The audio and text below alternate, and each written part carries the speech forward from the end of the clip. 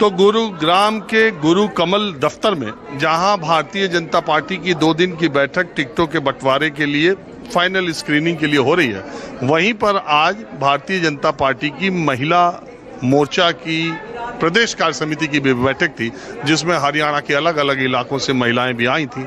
इन महिलाओं में भी, अब वैसे तो 2029 के बाद महिलाओं के लिए विधानसभा और लोकसभा में 1/3 सीटें आरक्षित हो जाएंगी, लेकिन महिलाओं ने अब जो राजनीति है उसमें भागीदारी बहुत बढ़ चढ़ के हिस्सा लेना शुरू कर दिया। और हरियाणा, जिसमें एक समय में महिलाएं राजनीति में बहुत कम थी, अब वहां बहुत ही अच्छी खासी संख्या में उनकी सक्रियता देखी जाती है। ये भी एक इत्तेफाक की बात है कि पूरे देश की यानी भारतीय राजनीति में महिलाओं में जिन महिलाओं ने सबसे ज्यादा धमक और दस्तक और अपनी पहचान भारतीय राजनीति में बनाई है, उसमें सुषमा स्वराज हरियाणा से ही आती हैं। हरियाणा से ही उन्होंने राजनीतिक सफर शुरू किया था और देश में जिस मुकाम तक पहुंची थी, घर घर तक पहुंची थी, और एक महिला नेता के तौर पर उनकी प्रतिष्ठा देश में क्या है ये बताने की जरूरत नहीं है। तो मैं गुरुग्राम के गुरु कमल दफ्तर में कुछ महिला कार्यकर्ता जो भारतीय जनता पार्टी की हैं, उनसे थोड़ा ये भी जानने की कोशिश करता हूँ कि चुनाव लड़ने की लालसा किसमें किसमें है और जमीन पर वो माहौल क्या देख रही हैं, और संगठन की दृष्टि से उनका रोल इस बार पिछले 2 चुनाव से कितना ज़्यादा महत्वपूर्ण है। आपका नाम क्या है? मैं अलीशा तोमर हूँ, प्रदेश में उपाध्यक्ष हूँ महिला मोर्चा से। और जिला कौन सा है आप? जिला मुझे अभी पहले मैंने गुड़गांव में भी काम किया हुआ है, फिर फरीदाबाद में, और अभी मैं झज्जर की हूँ प्रभारी महिला मोर्चा से। तो गुरुग्राम और फरीदाबाद, ये तो भारतीय जनता पार्टी के वर्कर के लिए बड़ी अच्छी जगह है, क्योंकि आपको यहाँ वोट बैंक, वोट बेस सब आपका बहुत अच्छा है पिछले 2 चुनाव में, लेकिन झज्जर तो थोड़ा चुनौतीपूर्ण है। ये आपके नज़रिए से होगा, क्योंकि जहाँ महिलाएं खड़ी हैं वहाँ तो सारे ही डिस्ट्रिक्ट, सारे ही कस्बे, अगर मैं बोलूँ तो कोई भी उसमें नहीं आएंगे, क्योंकि महिलाओं ने जो कमान संभाली है, आप किसी भी एक जिले को नहीं गिन सकते हैं। महिलाओं ने बहुत बड़ा परचम लहराया है, और इसी विश्वास से जो मोदी जी ने जो हमें एक विश्वास से जो ये दिया है कि हाँ, महिला शक्ति ही भारतीय जनता पार्टी को आधे से ज़्यादा वोटों से जिता के लेके आएगी, वो आप झज्जर जिले में भी देखेंगे और बाकी और जिलों में आप देख ही चुके होंगे।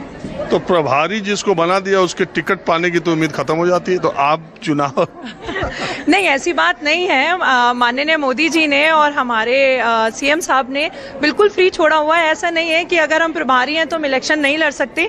ये मेरी खुद की इच्छा है कि मैं अभी इस बार इलेक्शन के लिए दावेदारी में नहीं खड़ी होंगी। आप कब से बीजेपी के लिए काम करेंगे?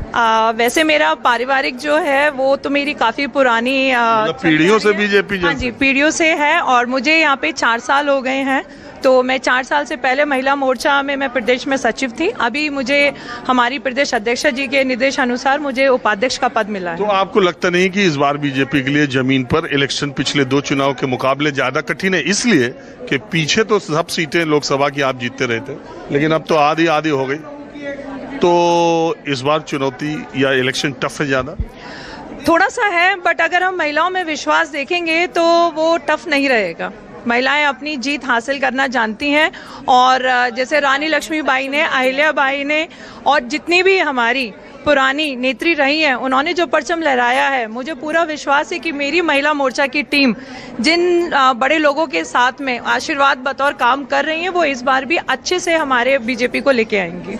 आप टिकट चाहती हैं कि नहीं?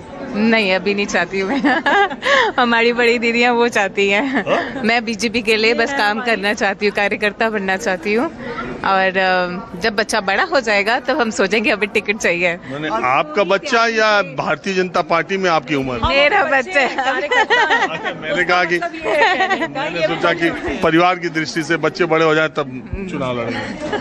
अब वो आप अपने नजरिए से देखिए और हम अपने नजरिए से देखते हैं। हम जब तक पूरे सक्षम ना हो जाए लड़ने के लिए, जब पूरी तैयारी ना हो जाए, तो तभी हम मैदान में आएंगे, और जब मैं मैदान में आऊंगी तो खिलकर ही आऊंगी। जय श्री राम। आप बताइए, आप भी मैदान में उतरना चाहती हैं? इनकी बिल्कुल उतरना चाहती हूँ। देखिए, जब पार्टी मौका देती है तो सब उसको अवेल करना चाहिए। अच्छा, एक बात बताइए, आपकी पार्टी महिला आरक्षण की इतनी तरफदारी करती है, उसने कोटा ले आने का काम किया, कहते हैं नियम भी हमने, आपको लगता है नहीं 90 में से 27 1/3 सीट महिलाओं को इस बार दे देना चाहिए बीजेपी को? नहीं, इस बार नहीं, देखिए अगले टर्म में देंगे, वो तो अभी तक तो लागू ही नहीं हुआ।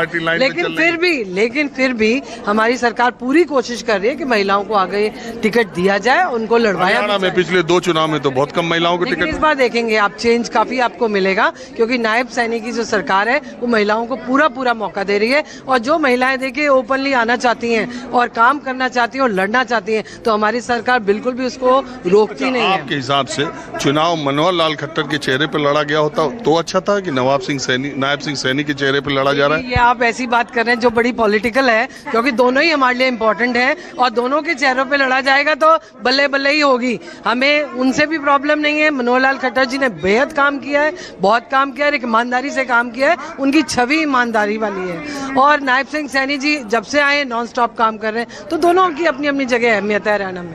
आप चुनाव लड़ना चाहती हैं? बात ऐसी है, मैं कुमारी सुनीता चौहान बावरिया, हरियाणा प्रदेश में पूर्व में चेयरमैन रही हूँ, वुमेन डेवलपमेंट कॉरपोरेशन की मैं चेयरपर्सन रही हूँ और 5 बार भारतीय जनता पार्टी प्रदेश कार्य समिति की सदस्य रही हूँ और विमुक्त घुमंतु जातियों की प्रदेश संयोजक रही हूँ।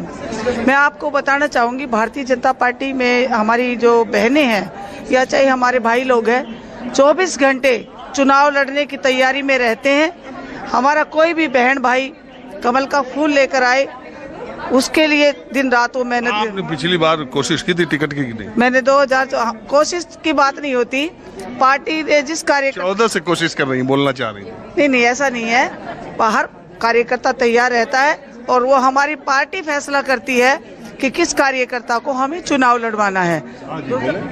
मैं तो ऐसे ही सबसे बात ही करता रहता। देखिए ऐसा है, यहाँ जो आप हमारा महिला मोर्चा देख रहे हैं, बड़ा स्ट्रॉन्ग मोर्चा है। हर व्यक्ति अगर चुनाव लड़ेगा तो लड़वाएगा कौन? हम सब इस सेना के सेनापति नहीं है, हम सब सेना है। जिस सेना में सारे सेनापति होते तो फिर वो सेना काम नहीं करती। हम सेनापति एक है, हम सब सेना है। रही बात चुनाव लड़ने की, तो संगठन लड़वाए तो हम तैयार है, वरना संगठन जो निर्णय लेगा उस निर्णय के साथ खड़े रहेंगे, मजबूती के साथ खड़े रहेंगे। और मैं आपके चैनल के माध्यम से पूरे हरियाणा को ये आश्वासन नहीं ठोक के कहना चाहती हूँ कि तीसरी बार बीजेपी की सरकार बनेगी। आप लड़ेंगे कि नहीं? भाई मुझे अगर संगठन जिम्मेदारी देगा तो मैं लड़ूंगी। किस क्षेत्र से? अगर मुझे जिम्मेदारी देगा तो किसी भी क्षेत्र से। अरे कौन हल्का किसी भी हल्के से लड़वाइए, वो संगठन तय करेगा, हम तय नहीं करेंगे, क्योंकि हम तो प्रदेश के नेता हैं।